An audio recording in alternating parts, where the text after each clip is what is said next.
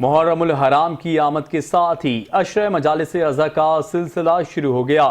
کراچی کے مختلف امام بارگاہوں میں ہونے والی مجالس عزا میں عزاداران امام حسین کی بڑی تعداد نے شرکت کی۔ اس حوالے سے مزید تفصیلات جانتے ہیں کراچی سے منظر رضوی کی اس رپورٹ میں۔ کراچی میں امام عالی مقام اور شہداء کربلا کی یاد میں مجالس عزا کا انعقاد کیا گیا۔ امام بارگاہ حسینی سفارت خانہ ملیر میں عشرہ محرم کی پہلی مجلس سے علامہ کمیل مہدوی سے خطاب کرتے ہوئے نواز رسول کی سیرت و کردار پر روشنی ڈالی۔ میں نے کیا کہ فقط جنگوں میں بنیاد مرصوص نہیں، علی تو 10 برس کے تھے، کہتے ہیں کہ میں نے مکہ کی گلیوں میں محمد کے دشمنوں کی ہڈیاں توڑ دی۔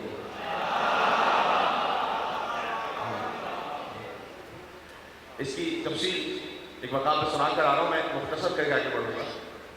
اللہ سبحانہ و تعالیٰ نے محمد اور علی علیہ السلام ان کے درمیان 30 سال کا فرق رکھا۔ حضور مکرم میں یکم عام الفیل اور علی کی آمد ہے 30 عام الفیل، 30 سال کا فرق ہے۔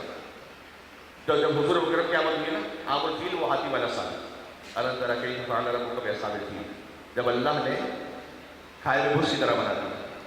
اب جب ابرہا نے ہاتھیوں کے ساتھ حملہ کیا تھا تو عربوں نے ہاتھی اپنی زندگی میں پہلی دفعہ دیکھا تھا، کیونکہ عربوں میں ہاتھی نہیں ہوتے تھے، عربوں میں اونٹ ہوتے تھے۔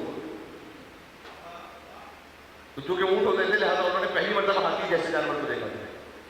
امام بارگاہ حسینی سفارت خانہ کے ٹرسٹی نے انتظامیہ کے بہترین اقدامات پر ان کو خراج تحسین پیش کیا۔ انتظامیہ سے تو میں یہی کہوں گا کہ جس طرح آپ کام کر رہے ہیں، ہم آپ کا شکر گزار ہیں کہ آپ نے اتنا اچھے انتظامات کیے۔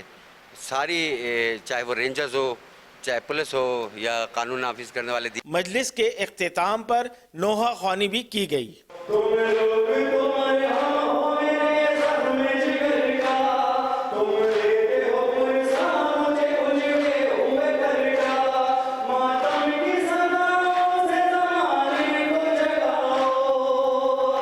مجلس اعظم میں عزاداروں نے بڑی تعداد میں شرکت کی۔ اس موقع پر سیکورٹی کے سخت ترین انتظامات کیے گئے تھے۔